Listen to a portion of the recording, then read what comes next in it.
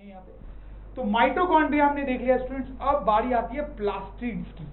ठीक है, और जैसा कि ग्रीन स्ट्रक्चर से आपको समझ में आ रहा है, ग्रीन कलर से, कि सिर्फ प्लांट्स में पाया जाता होगा, तो यहाँ पर देखें आप, ये प्लास्टिड्स है। ठीक है, तो देख लेते हैं इनके बारे में भी स्टूडेंट्स। प्लास्टिड्स, तो प्लास्टिड्स तीन टाइप के होते हैं स्टूडेंट्स, आप देखें, क्लोरोप्लास्ट, क्रोमोप्लास्ट एंड ल्यूकोप्लास्ट। बिल्कुल याद रखना पड़ेगा आपको स्टूडेंट्स, प्लास्टिड्स तीन टाइप के होते हैं। क्लोरोप्लास्ट सबसे इंपॉर्टेंट होता है, इसके बारे में सुना भी होगा, नहीं सुना तो कोई बात नहीं, अब सुन लो। Chloroplast, chromoplast, leucoplast, chloroplast, chromoplast, leucoplast, chloroplast, chromoplast, leucoplast. बिल्कुल रट जाना चाहिए, वेरी इंपॉर्टेंट। ठीक है, क्लोरोप्लास्ट की बात करते हैं, उसका स्ट्रक्चर देखते हैं। तो ये क्लोरोप्लास्ट है। ठीक है, ये एक सेल ऑर्गेनल है जो साइटोप्लाज्म में फ्लोट करता रहता है। देखो, अगर मैं सेल आपको दिखाऊं, जैसे प्लांट सेल, एनिमल सेल में तो होता ही नहीं है, तो आप देख सकते हो ये ग्रीन वाला part, that is chloroplast. So anyways, तो ये कुछ स्ट्रक्चर है क्लोरोप्लास्ट का। They are double membrane bound organelles. तो देखो, ये मेम्ब्रेन है उसका, और दो लेयर है उसमें, आपको दिखी रही होगी, बाहर की लेयर और अंदर की लेयर, वही बोला जाता है, they are double membrane bound organelle. और अगर आप इस स्ट्रक्चर को देखें बाहर के मेम्ब्रेन के अलावा, तो इसमें जो व्हाइट व्हाइट आपको दिख रहा है वो एक फ्लूइड है, लिक्विड है बेसिकली, और उसमें आप देखो ये ग्रीन ग्रीन से बहुत सारे स्ट्रक्चर्स होते हैं। देखो, the internal organization of the plastids, जिसके बारे में अभी भी आपको बता रहा था, consist of numerous membrane layers, consist of numerous membrane layers. जैसे कि मैं आपको बता रहा था, ये मेम्ब्रेन लेयर्स हैं। ठीक है, तो प्लास्टिड के अंदर बहुत सारे मेम्ब्रेन लेयर्स होते हैं, embedded in a material called the stroma. ठीक है, और ये सब कहां पर होते हैं? एक मटेरियल के बीच में, जिसको स्ट्रोमा बोलते हैं। तो ये जो व्हाइट व्हाइट लिक्विड मैं आपको बता रहा था, वही एक्चुअली स्ट्रोमा है, उसी का नाम स्ट्रोमा है। राइट, तो थोड़ा सा आपको प्लास्टिड, बेसिकली क्रोमोप्लास्ट के स्ट्रक्चर का पता चला होगा कि मेम्ब्रेन होती है दो लेयर वाली। ठीक है, फिर अंदर ये व्हाइट लिक्विड है जिसका नाम है स्ट्रोमा, और उसमें ये मेम्ब्रेन लेयर्स हैं जो आपको ग्रीन में दिखाई दे रहे हैं। That is the main structure of chloroplast. Plastids also have their own DNA and ribosomes like mitochondria. जैसे माइटोकॉन्ड्रिया में देखा था ना कि डीएनए और राइबोसोम्स होते हैं, जो कि मेन वाले डीएनए और राइबोसोम से अलग थे, वैसे प्लास्टिड्स के अंदर भी डीएनए और राइबोसोम्स होते हैं स्टूडेंट्स। ठीक है, तो थोड़ा सा मैं आपको यहाँ पे बता दूं कि जो न्यूक्लियस के अंदर मेन वाला डीएनए था, उसका काम था इनहेरिटेंस। ठीक, और उसका ये भी काम था कि पूरा सेल कैसे काम करेगा उसकी इंफॉर्मेशन रखना, पूरा सेल कैसे काम करेगा उसकी इंफॉर्मेशन। प्लास्टिड के अंदर अगर डीएनए है या माइटोकॉन्ड्रिया के अंदर डीएनए है, तो वो डीएनए सिर्फ ये इंफॉर्मेशन रखता है कि वो सेल ऑर्गेनल कैसे काम करेगा। जैसे इसके अंदर जो डीएनए होगा, उसके अंदर ये इंफॉर्मेशन होगी उस डीएनए में कि ये प्लास्टिड, ये क्लोरोप्लास्ट जो है वो कैसे काम करे। माइटोकॉन्ड्रिया के अंदर जो डीएनए है वो सिर्फ ये इंफॉर्मेशन रखेगा कि माइटोकॉन्ड्रिया को कैसे काम करे। लेकिन न्यूक्लियस के अंदर जो मेन वाला डीएनए था, वो सिर्फ न्यूक्लियस कैसे काम करेगा उसकी इंफॉर्मेशन नहीं रखेगा, पूरे के सेल को कैसे काम करना है उसकी इंफॉर्मेशन रखता है। समझ में आ रही है आपको बात? ठीक, वैसे ही जो मेन वाला राइबोसोम था, वो तो प्रोटीन्स और लिपिड्स बनाता है पूरे सेल के लिए, पूरी बॉडी के लिए। लेकिन इसके अंदर अगर राइबोसोम है, तो वो प्रोटीन या लिपिड बनाएगा सिर्फ इसके यूज के लिए। माइटोकॉन्ड्रिया के अंदर राइबोसोम है, तो वो प्रोटीन और लिपिड बनाएगा सिर्फ माइटोकॉन्ड्रिया के यूज के लिए। समझ में आया आपको बात? चलो, anyways, let's move ahead. Plastids are usually spherical और डिस्क्वाइडल इन शेप। तो क्या तो वो स्फेरिकल शेप के होते हैं, ठीक है, या फिर डिस्क टाइप के होते हैं। जैसे ये थोड़ा आपको डिस्क टाइप का लग भी रहा होगा। Characteristics, plastids are green in colour. तो ये जो प्लास्टिड है बेसिकली क्लोरोप्लास्ट, वो ग्रीन कलर के होते हैं, जैसा कि आपको दिख रहा है। ये दोनों ग्रीन कलर के नहीं होते हैं, अभी सिर्फ इसकी बात चल रही है, ये ग्रीन कलर का होता है, जैसा कि आपको दिख भी रहा है। फंक्शन, क्या काम करता है वो आपको शायद पता ही होगा, manufacture food by the process of photosynthesis. तो आपको तो पता ही है स्टूडेंट्स, प्लांट्स के अंदर फोटोसिंथेसिस का प्रोसेस चलता है ना। क्या होता है वो प्रोसेस, थोड़ा सा मैं आपको रिकॉल करा दूं, बाई चांस अगर आपको नहीं पता है तो आपको पता ही होगा कि प्लांट जो है वो सनलाइट लेके फूड बनाते हैं, और उस प्रोसेस को फोटोसिंथेसिस बोलते हैं। तो उस प्रोसेस में, फोटोसिंथेसिस में, इन प्लास्टिड्स का, बेसिकली क्लोरोप्लास्ट का बड़ा इंपॉर्टेंट रोल होता है। अगर क्लोरोप्लास्ट नहीं होगा तो फोटोसिंथेसिस का ये प्रोसेस नहीं हो पाएगा। सनलाइट को लेके प्लांट अपना फूड जो है नहीं बना पाएगा। समझ में आ रही बात?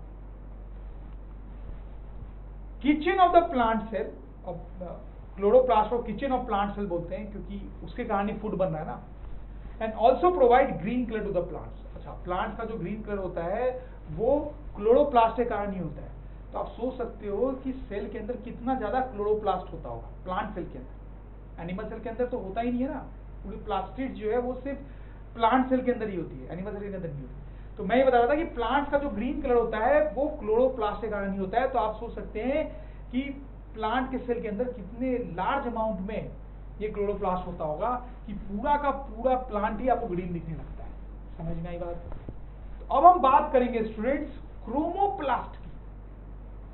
तो स्टूडेंट्स क्रोमोप्लास्ट क्या होता है? Colourful plastid.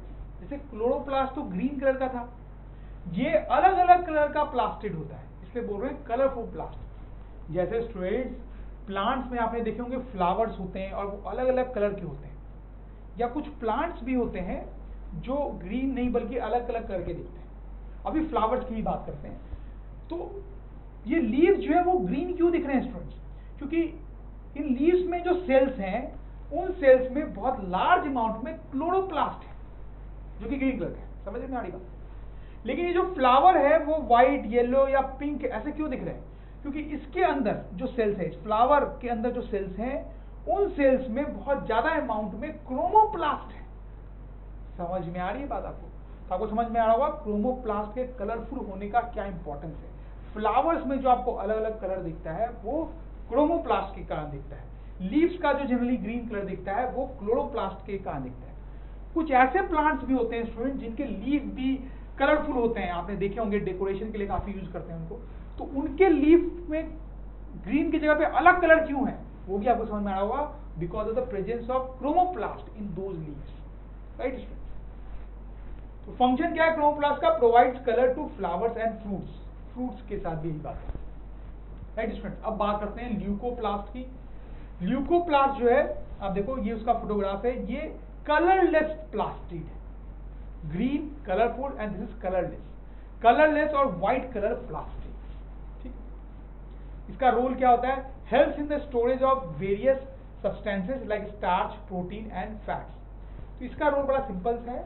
सेल के अंदर अगर ये अवेलेबल है तो इसका काम होता है कि ये डिफरेंट डिफरेंट चीजों को जैसे स्टार्च, प्रोटीन, ये सबको स्टोर करके रखता है। सिंपल सा काम, ठीक।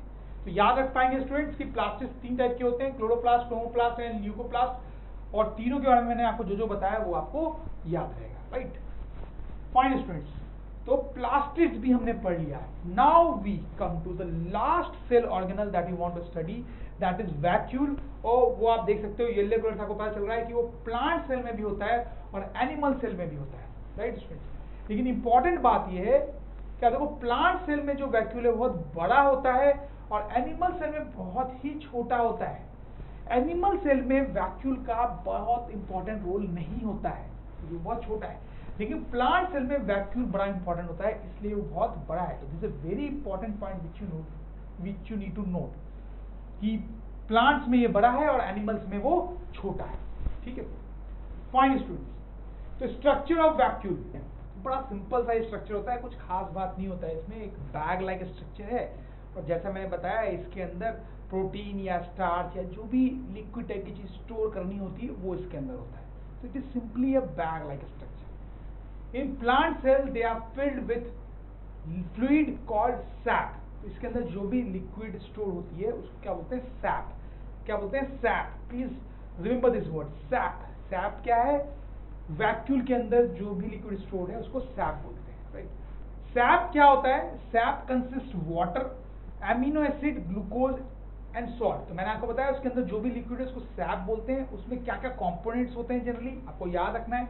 वाटर होता है वेरी इंपॉर्टेंटली, एमिनो एसिड होता है, ग्लूकोज होता है, सॉल्ट होता है। तो आपसे पूछा जाएगा कि what are the components of sap present in vacuole of plants?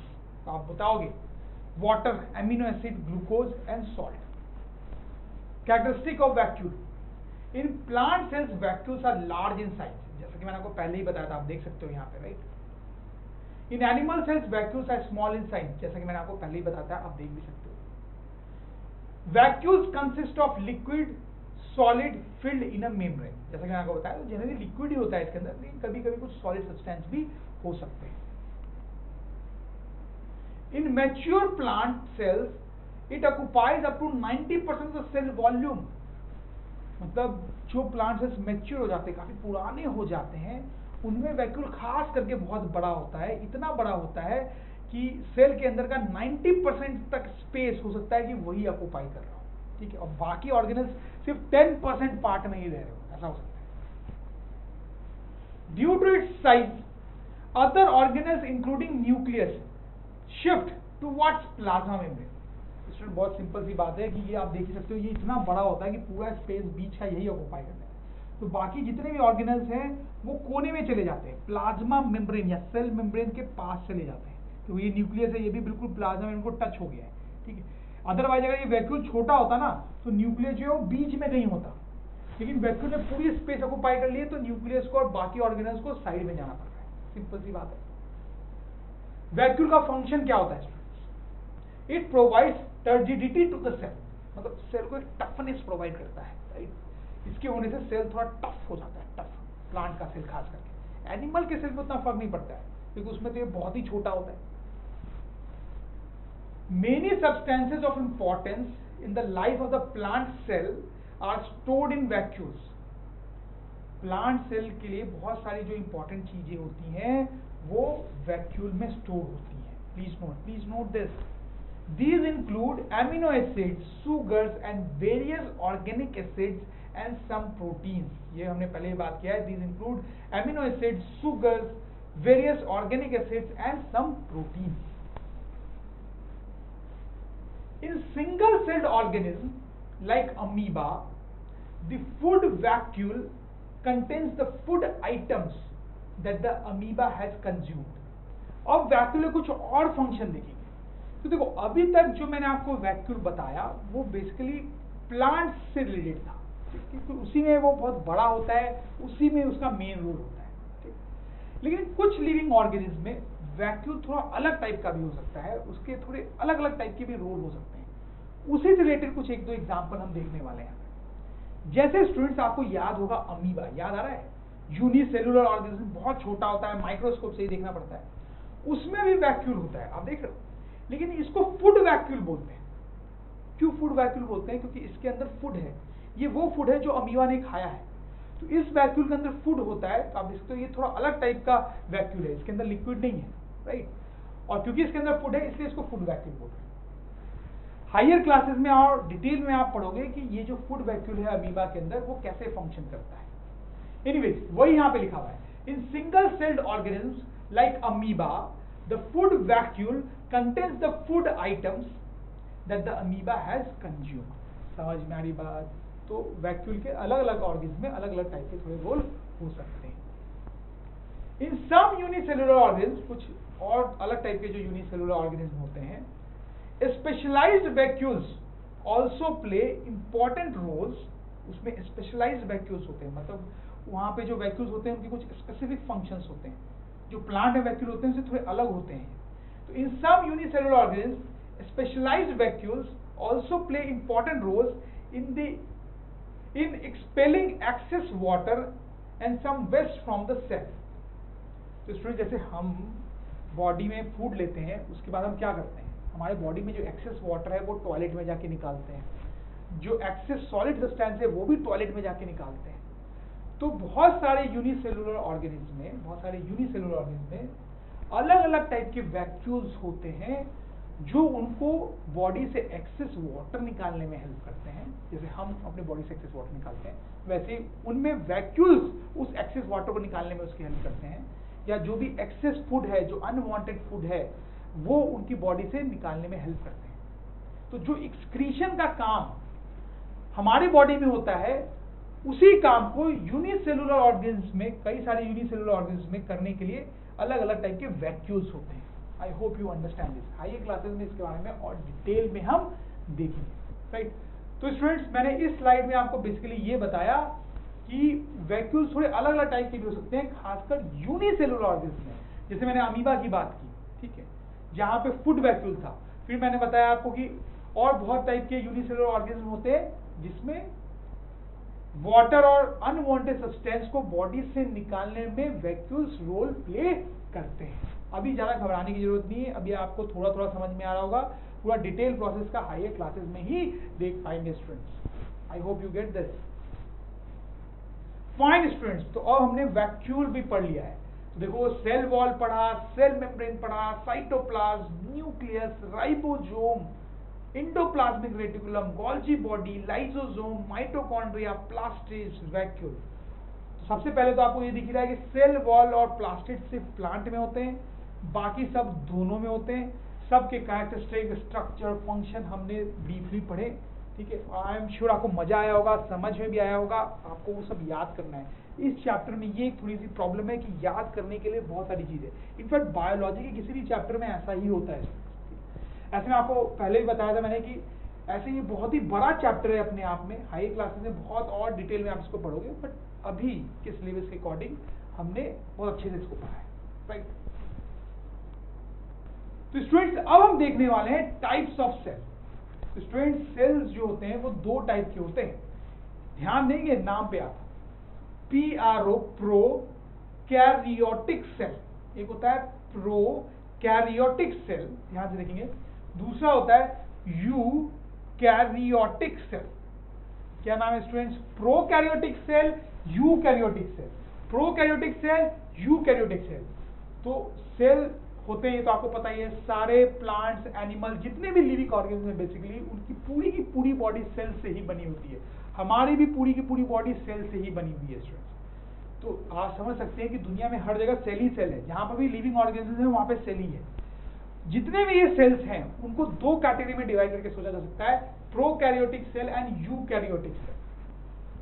तो इन दोनों के कुछ एग्जांपल्स मैं आपको बताऊंगा। तो प्रोकैरियोटिक सेल्स के एग्जांपल है जैसे बैक्टीरिया, आर्काई, और यूकैरियोटिक सेल्स के एग्जांपल है प्लांट सेल, एनिमल सेल। अब स्टूडेंट यहाँ पे आपको थोड़ा सा कंफ्यूजन हो रहा होगा, मैं आपको थोड़ा समझाता हूँ। देखो स्टूडेंट्स, अभी तक आपको ये पढ़ाया गया है कि दुनिया में जितने भी लिविंग ऑर्गेनिज्म होते हैं, क्या तो वो प्लांट होते हैं, क्या तो वो एनिमल होते हैं, यही पढ़ाया गया ना। लेकिन ऐसा सही नहीं है स्टूडेंट्स पूरी तरह से।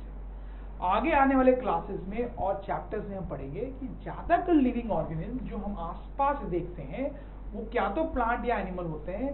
इन कुछ ऐसे भी होते हैं जो कि ना प्लांट की कैटेगरी में आते हैं ना एनिमल की कैटेगरी में आते हैं। बात समझ लो, ऐसे भी लिविंग ऑर्गेनिज्म, घबराने की जरूरत नहीं है, पढ़ेंगे और आपको अच्छे से समझ में भी आएगा। तो प्लांट के अंदर जो भी सेल्स होते हैं उनको प्लांट सेल बोलेंगे, एनिमल के अंदर जो भी सेल्स होते हैं उनको एनिमल सेल बोलेंगे, राइट। और उन दोनों के बारे में ही हमने यहाँ पे स्टडी किया है। तो वो उनके जो सेल्स होते हैं, प्लांट और एनिमल्स के जो सेल्स होते हैं, वो यूकैरियोटिक सेल की कैटेगरी में आते हैं। समझ में आ रही बात? लेकिन जो दूसरे टाइप के भी ऑर्गेनिज्म होते हैं जो प्लांट या एनिमल की कैटेगरी में नहीं आते हैं, जैसे स्टूडेंट्स बैक्टीरिया, आर्काई, इनमें जो सेल्स होते हैं वो इन कैटेगरी में आते हैं। समझ में आ रही बात? प्रोकैरियोटिक। ये जो सेल्स होते हैं वो जनरली सिंपल टाइप के होते हैं, उनका स्ट्रक्चर सिंपल होता है, लेकिन ये जो सेल्स होते हैं वो ज्यादा कॉम्प्लिकेटेड होते हैं, राइट। तो अच्छी बात ये है कि कॉम्प्लिकेटेड वाले हमने पढ़ लिया, ये कभी पढ़ना पड़े तो सिंपल ही होगा, हालांकि अभी हम उस पर ज्यादा फोकस नहीं करेंगे, राइट। तो इनमें और उनमें मेजर डिफरेंसेस क्या होता है मैं आपको बताता हूँ। तो ऐसे तो मैंने आपको बताया कि ज्यादा कॉम्प्लिकेटेड होता है, तो कैसे कॉम्प्लिकेटेड होता है? जैसे इनके अंदर कितने सारे डिफरेंट टाइप के ऑर्गेनल्स थे, इनमें उतने ऑर्गेनल्स नहीं होते, कंपैरेटिवली कम ऑर्गेनल्स होते हैं, राइट। इनमें ज्यादा ऑर्गेनल्स होते हैं। फिर क्या होता है स्टूडेंट्स, जैसे यहाँ पे न्यूक्लियस देखो, ठीक है, या आप बाकी भी ऑर्गेनल्स देखो, जितने भी ऑर्गेनल्स होते हैं, न्यूक्लियस जो होता है उन सब के सराउंडिंग एक मेम्ब्रेन होता है। तो जैसे हम बोल सकते हैं कि यहाँ पे एक मेम्ब्रेन है, उसके अंदर का रीजन जो है वो न्यूक्लियस है। हम बोल सकते हैं यहाँ पे एक मेम्ब्रेन है, उसके अंदर का जो रीजन है वो प्लास्टिड है। तो हर ऑर्गेनल एक वेल डिफाइंड मेम्ब्रेन के अंदर होता है, यहाँ पे वैसा नहीं होता है। जैसे ये इसका न्यूक्लियस आप देखेंगे तो इसका वेल डिफाइंड मेम्ब्रेन नहीं होता है, तो इसका न्यूक्लियस जो है वो फैला हुआ सा होता है, फजी टाइप का होता है, बिल्कुल वेल डिफाइंड नहीं होता है कि अच्छा ये मेम्ब्रेन है, इसके अंदर का रीजन न्यूक्लियस कहलाएगा, ऐसा नहीं। हर ऑर्गेनल के साथ यही होता है, किसी भी ऑर्गेनल का मेम्ब्रेन नहीं होता है, ठीक है। तो इन सब चीजों को हम लिख भी लेंगे। इसके जो सेल्स होते हैं उसमें absence of nucleus membrane, nucleus का कोई मेम्ब्रेन नहीं होता है, इसमें प्रेजेंस ऑफ न्यूक्लियस मेम्ब्रेन, जैसा कि मैंने आपको बताया, बिल्कुल याद रखेंगे, ये सब एग्जाम में लिखना पड़ेगा। Membrane bound cell organelles are absent, membrane bound cell organelles are absent, membrane bound cell organelles such as endoplasmic reticulum, mitochondria, plastids, Golgi bodies, lysosome etc. are present. समझ में आए आपको बात स्टूडेंट्स? तो आपको समझ में आया होगा कि दो टाइप के सेल होते हैं, प्रोकैरियोटिक, यूकैरियोटिक। ये कॉम्प्लिकेटेड, ये सिंपल। प्लांट्स और एनिमल सेल इस कैटेगरी में आते हैं और ये अलग कैटेगरी होती है, राइट स्टूडेंट्स। तो इस तरह से टाइप ऑफ सेल के बारे में थोड़ा सा आपको समझ में आ गया होगा, आगे और डिटेल में कभी पढ़ेंगे। तो लेट अस सी ट्रांसपोर्ट थ्रू प्लाज्मा मेम्ब्रेन। तो अगर मैं बात करूं फॉर एग्जांपल एनिमल सेल की, तो आपको तो पता ही है उसके अंदर बहुत सारी एक्टिविटीज चलती रहती है। तो आप सोचो उन सारी एक्टिविटीज के लिए ऐसा तो होता ही होगा ना कि बाहर ऐसी बहुत सारी चीजें होंगी जिनको अंदर जाने की जरूरत पड़ती होगी, और अंदर भी कई सारी ऐसी चीजें होती होंगी जिनको बाहर आने की जरूरत पड़ती होगी। तो ये जो ट्रांसपोर्ट है वो प्लाज्मा मेम्ब्रेन के थ्रू कैसे होता है वो हम बेसिकली यहां पे देखना चाहते हैं। एंड वो हम सिर्फ एनिमल सेल के लिए नहीं देखेंगे, जो हम देखेंगे वो प्लांट सेल के लिए भी एप्लीकेबल होगा। तो प्लाज्मा मेम्ब्रेन के थ्रू जो ट्रांसपोर्ट होता है वो मेनली दो तरीके से होता है, एक है डिफ्यूजन, दूसरा है ऑस्मोसिस। तो एक एक करके दोनों को देखते हैं। तो let us see first of all diffusion. तो डिफ्यूजन क्या होता है? डिफ्यूजन आपको एक्चुअली पता है। जैसे स्टूडेंट्स आप देखो कि अगर ये कंटेनर है मेरे पास, इसमें वाटर है और इसमें आपने इंक का एक ड्रॉप डाल दिया, तो क्या होता है? वो इंक धीरे धीरे धीरे धीरे फैलते फैलते फैलते पूरे वाटर में फैल जाता है, पूरा वाटर जो है वो ब्लू हो जाता है। होता है ना ऐसा? This is actually diffusion. ये डिफ्यूजन है, डिफ्यूजन का एक एग्जांपल है। ऐसे बहुत सारे और एग्जांपल्स भी हो सकते हैं, वो भी मैं आपको बताऊंगा। तो इसमें देखो क्या हो रहा है अल्टीमेटली, कि आपने इंक का एक ड्रॉप डाला तो वो छोटे से रीजन में इंक के पार्टिकल्स बहुत ज्यादा होंगे, तो हम ऐसा बोल सकते हैं कि उस रीजन में high concentration of ink, right students? सही बात। और उसके अराउंड सराउंडिंग का जो रीजन है उसमें तो इंक है नहीं, उसमें तो वाटर है, तो उस रीजन में हम बोल सकते हैं low concentration of ink, right. अब होता क्या है कि अगर कोई चीज इस तरह से प्रेजेंट है कि कहीं पे उसका हाई कंसेंट्रेशन है और कहीं पे उसका लो कंसेंट्रेशन है, तो वो चीज हाई कंसेंट्रेशन से लो कंसेंट्रेशन की तरफ मूव करती है। तो यहां पे वही होगा कि जो इंक है वो हाई कंसेंट्रेशन से लो कंसेंट्रेशन की तरफ मूव करता है, इसलिए वो पूरे वाटर में धीरे धीरे करके स्प्रेड हो जाता है। समझ में आई बात आपको स्टूडेंट्स? तो हम लिख भी सकते हैं कि diffusion is a process in which a solid, liquid or gas moves from a region of high concentration to a region of low concentration। समझ में आई बात? तो और ये सॉलिड लिक्विड गैस किसी के लिए भी हो सकता है। जैसे यहाँ पे मैंने आपको लिक्विड के लिए बताया, वाटर और इंक इन्वॉल्व थे यहाँ पे। जैसे अगर मैं गैस का एग्जांपल लूँ तो आप ऐसा सोचो कि सपोज करो मेरे पास ये एक कंटेनर है, ठीक है, उसमें अंदर वैक्यूम है, ठीक है, अंदर मतलब कुछ भी हवा वगैरह कुछ भी नहीं है। आपने क्या किया कि यहाँ पे एक होल पंच किया और यहाँ पे एक गैस डाली, यहाँ पे होल पंच किया, यहाँ पे दूसरी गैस डाली, ठीक है। तो आप समझ सकते हैं कि यहाँ पे एक गैस के बहुत सारे पार्टिकल्स होंगे, यहाँ पे दूसरे गैस के बहुत सारे पार्टिकल्स होंगे, राइट। अब देखो यहाँ पे क्या होता है, थोड़ी देर में आपको शायद पता ही हो कि ये सब मिक्स हो जाते हैं, दोनों पार्टिकल्स मिक्स हो जाते हैं, तो ये भी डिफ्यूजन है। देखो मैं इसको डिटेल में अगर एक्सप्लेन करूं तो पहले देखो क्या था, पहले यहाँ पे एक टाइप के गैस पार्टिकल्स, यहाँ पे दूसरे। तो अगर मैं इन पार्टिकल्स की बात करूं तो मैं बोल सकता हूं यहाँ पे इनका हाई कंसेंट्रेशन है और यहाँ पे उनका लो कंसेंट्रेशन है। अभी मैं इसकी बात कर रहा हूं, यहाँ पे इसका हाई कंसेंट्रेशन है और यहाँ पे इसका लो कंसेंट्रेशन, राइट। तो डिफ्यूजन होगा यहाँ पे। डिफ्यूजन का मतलब क्या होता है? हाई कंसेंट्रेशन से लो कंसेंट्रेशन की तरफ मूव करना। तो ये जो पार्टिकल्स है वो हाई कंसेंट्रेशन से लो कंसेंट्रेशन में मूव करना शुरू करते हैं और फाइनली ऐसा सीन आपको दिखता है। और वही चीज यहाँ वाले पार्टिकल्स के साथ भी हुई है, वो मैंने बताया नहीं, but obviously the same process. तो इस तरह से आप देखो गैसेज में भी डिफ्यूजन होता है, होने को सॉलिड्स में भी होता है, जैसा कि हमने यहाँ पे लिखा भी है, हालांकि वो उतना इंपॉर्टेंट नहीं है, फिर भी मैं आपको एग्जाम्पल इंटरेस्टिंग का देता ही हूँ। सपोज करो ये आप क्लासरूम का ग्रीन या ब्लैक बोर्ड है, जो भी है, ठीक है, इस पे टीचर चौक से लिखता है, मिटाता है, सही है। आप क्या करो, एकदम बोर्ड को साफ करो, ठीक है, और उस पर कुछ भी लिख दो चौक से। और कब लिखो? जब आपके स्कूल का हॉलीडे स्टार्ट होने वाला है 1-2 महीने के लिए, सपोज को समर वेकेशन स्टार्ट होने वाला है, तो आपने लास्ट डे से लिख के छोड़ दिया। अब क्या होगा, आप जब 2 महीने बाद आओगे तो भी आपको ये लिखा हुआ मिलेगा, क्योंकि स्कूल तो बंद था, किसी ने मिटाया नहीं। अब आप इसको रब कर दो, तो आप इसको जब रब करोगे तो आप देखोगे थोड़ा थोड़ा सा ये अभी भी लिखा हुआ रह जाएगा। आप कितना भी रब करो थोड़ा थोड़ा सा रह जाएगा। क्यों स्टूडेंट्स? तो यहां पे क्या हुआ है, over a long period of time chalk के जो पार्टिकल्स थे वो डिफ्यूज होकर बोर्ड के अंदर चले गए, इसलिए आप मिटा नहीं पा रहे हो, क्योंकि वो बोर्ड के अंदर चल चुके। सो दिस इज डिफ्यूजन। सॉलिड्स में भी होता है लेकिन बहुत स्लोली होता है, लिक्विड और गैसेस में फास्ट होता है। आई होप यू गेट दिस। तो स्टूडेंट्स आप समझ चुके हैं कि डिफ्यूजन क्या होता है। अब हम देखेंगे कि वो सेल्स में कैसे रोल प्ले करता है। जैसे एनिमल सेल की बात करते हैं, तो स्टूडेंट्स आपको पता ही है कि एनिमल्स इंक्लूडिंग अस, हम लोग ऑक्सीजन इनहेल करते हैं और कार्बन डाइऑक्साइड एक्सहेल करते हैं, राइट। अब देखो ऑक्सीजन इनहेल करते हैं, इसका मतलब क्या है? वो ऑक्सीजन कहां जाता है? देखो हमारी बॉडी तो पूरी सेल से ही बनी है, आपको पता है। तो अगर हम ऑक्सीजन ले रहे हैं तो वो सेल्स को ही मिल रहा होगा ना, सेल्स ही उसका यूज कर रहे होंगे, राइट। तो होता क्या है कि जब हम ऑक्सीजन इनहेल करते हैं तो वो सेल्स तक पहुंचता है, जैसे सेल के बाहर तो पहुंच गया, राइट।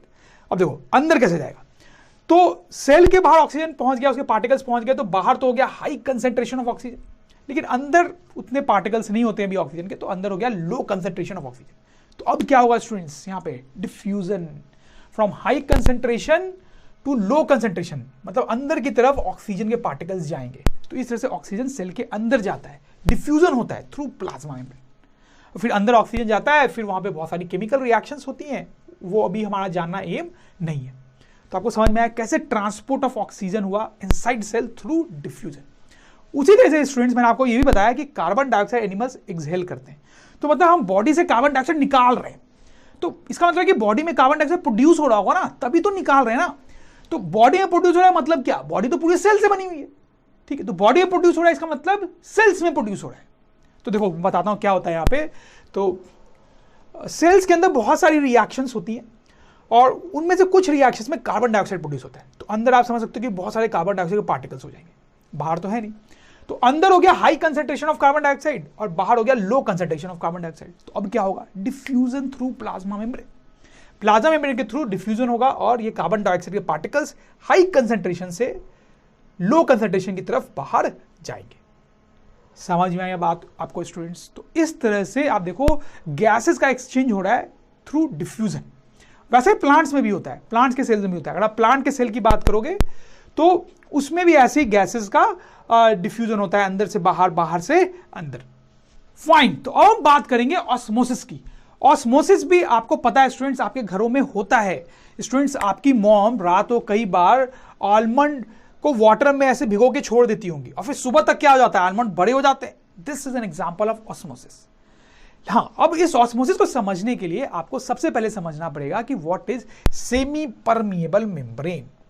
देखो परमिएबल का मतलब होता है समथिंग विच अलाउज मूवमेंट, ठीक है। अब देखो सपोज करो आपके पास ऐसी पतली से एक मेम्ब्रेन है, उसमें बहुत छोटे छोटे होल्स हैं, इधर बहुत सारे पार्टिकल्स हैं, छोटे बड़े हर टाइप के। क्या आपको लगता है ये सारे पार्टिकल्स इस मेम्ब्रेन को क्रॉस करके इस साइड आ सकते हैं क्या? नहीं स्टूडेंट, आप समझ रहे होंगे कि जो बहुत छोटे पार्टिकल्स हैं जिनका साइज होल से छोटा है वो तो इधर आ सकते हैं, लेकिन बड़े वाले नहीं आ पाएंगे। तो इसीलिए इस मेम्ब्रेन को क्या बोला जा रहा है, सेमी परमिएबल मेम्ब्रेन, क्योंकि ये कुछ पार्टिकल्स को दूसरी साइड जाने देगा और कुछ को नहीं। तो सेमी परमिएबल का वर्ड का मतलब ही यही है कि परमिएबल फॉर सम पार्टिकल्स, ठीक है। अब देखो, अब मैं आपको आलमंड का केस बताता हूं। तो उसमें क्या होता है कि आप ऐसा सोचो कि जो आलमंड है, राइट, यहां पे उसको बड़ा करके देख रहे हैं ऑब्वियसली, उसकी जो आउटर लेयर है वो एक सेमी परमिएबल मेम्ब्रेन की तरह एक्ट करती है। और आपने इसको पानी में डाल रखा है तो बाहर तो पानी पानी है, पानी के ही पार्टिकल्स है, पानी पानी है। तो अब देखो क्या होता है कि बाहर तो है high concentration of water, almond के अंदर वो तो ड्राई होता है, उसमें उतना वाटर होता नहीं है, तो अंदर है लो कंसेंट्रेशन ऑफ वाटर। तो अब यहां पे क्या होता है कि वाटर जो है वो हाई कंसेंट्रेशन से लो कंसेंट्रेशन की तरफ मूव करता है थ्रू सेमी परमिएबल मेम्ब्रेन। तो जैसे जैसे पानी अंदर इंटर करता है वैसे वैसे वो बल्ज होने लगता है, right. So this is osmosis.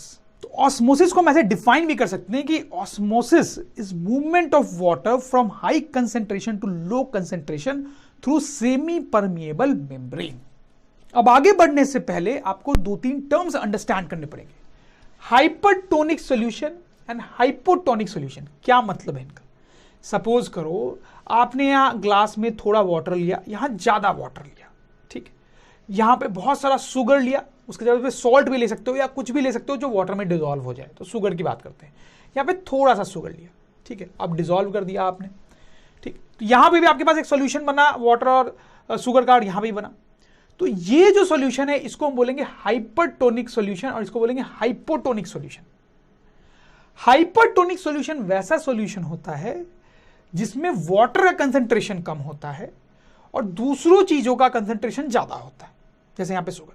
Hypotonic solution वैसा होता है जिसमें वाटर का कंसंट्रेशन ज्यादा होता है और दूसरे चीजों का कंसंट्रेशन लो होता है। तो हम लिख भी सकते हैं लो कंसंट्रेशन ऑफ वाटर और यहां पे हाई कंसंट्रेशन ऑफ वाटर। समझ में आ रही है आपको बात? बड़ी सिंपल सी बात है, hypertonic solution and hypotonic solution. वैसे एक और टर्म भी आपको समझना चाहिए, that is called isotonic solution. Isotonic क्या होता है? सपोज करो कि वंस अगर मैंने ग्लास लिया, उसमें इस वाला जैसा केस किया, सपोज करो थोड़ा वाटर लिया, बहुत सारा शुगर मिला दिया, ठीक है, ये सॉल्यूशन बन गया। अब ये सॉल्यूशन और ये सॉल्यूशन जो है वो तो सेम टाइप के हो गए ना, दोनों में वाटर का कंसंट्रेशन क्या है? Same concentration of water. तो इन दो सॉल्यूशंस को बोलेंगे आइसोटोनिक टू ईच अदर, मतलब ये दोनों एक दूसरे के साथ आइसोटोनिक है, राइट। वैसे ही अगर मैं एक दूसरा और सॉल्यूशन बनाऊं जिसमें पानी वाटर जो है इसके जितना हो और शुगर भी इसके जितना हो, तो इन दोनों में वाटर का कंसंट्रेशन सेम हो जाएगा, तो इन दोनों को आपस में आइसोटोनिक बोलेंगे। आई होप यू गेट दिस। अब बात करते हैं सेल की। सपोज करो यहां ग्लास है, मेरे पास वाटर है, हाइपरटोनिक सॉल्यूशन। हाइपरटोनिक मतलब लो कंसंट्रेशन है उसमें वाटर का, और यहां पर हमारे पास एक सॉल्यूशन है जिसमें हाइपोटोनिक सॉल्यूशन है, मतलब हाई कंसंट्रेशन ऑफ वाटर। दोनों में हम क्या करते हैं कि एक एक सेल डाल देते हैं। सपोज करो क्या होगा इसमें, जब आप सेल डालोगे तो देखो सेल के अंदर अपना भी कुछ वाटर पहले से होता है, लेकिन बाहर वाटर का कंसंट्रेशन लो है, लो। तो क्या होगा कि सेल के अंदर जो वाटर है वो थ्रू ऑस्मोसिस बाहर आएगा, समझ लो, थ्रू ऑस्मोसिस वो बाहर आएगा। और यहां पे सेमी परमेबल मेम्ब्रेन कौन है? Plasma membrane, right. तो अब यहां पे वाटर जब बाहर आता है स्टूडेंट्स, तो सेल के अंदर सामान कम हो गया, राइट, वाटर उसका बाहर निकल गया, तो आपका जो सेल है वो श्रिंक कर जाता है, समझ रहे बात। तो यहां पे आप समझ रहे हो उसका उल्टा होगा, यहां पे बाहर जो कंसंट्रेशन है वाटर का वो हाई है, तो ऑस्मोसिस के थ्रू वाटर अंदर जाता है सेल के, तो सेल जो है वो बल्ज हो जाता है। समझ में आ रही बात? जैसे इसकी और अगर हम बात करें तो स्टूडेंट्स आपको पता ही है कि रूट्स जो होते हैं प्लांट्स के, वो सॉइल से वाटर एब्जॉर्व करते हैं, वो एक्चुअली इसी प्रोसेस से करते हैं। आप सोच के देखो, रूट्स एब्जॉर्व कर रहे हैं वाटर को, तो रूट्स, प्लांट जो है उसकी तो पूरी बॉडी सेल से बनी हुई है, तो रूट्स भी तो सेल से बने हुए हैं, तो इन रूट्स में ऑब्वियसली बहुत सारे छोटे छोटे सेल्स हैं। तो रूट एब्जॉर्व कर रहा है वाटर, इसका मतलब है कि रूट के सेल्स ही एब्जॉर्व कर रहे हैं। तो यहां पे कुछ ऐसा ही हो रहा होता है, सॉइल में वाटर होता है और आप सोचो कि यहां पे जो वाटर है वो इस टाइप का है जिसमें हाई कंसंट्रेशन है वाटर का, राइट। तो हाई कंसंट्रेशन ऑफ वाटर, तो ऑस्मोसिस के थ्रू ये वाटर जो है सेल्स में एब्जॉर्व हो जाता है और ये सेल्स जो है वो बल्ज हो जाते हैं। तो इस तरह से रूट ने एब्जॉर्व कर लिया सॉइल से वाटर। समझ में आई बात स्टूडेंट्स आपको? तो यहां पे हमने पढ़ा कैसे ऑस्मोसिस और डिफ्यूजन दोनों से ट्रांसपोर्टेशन होता है इन सेल्स।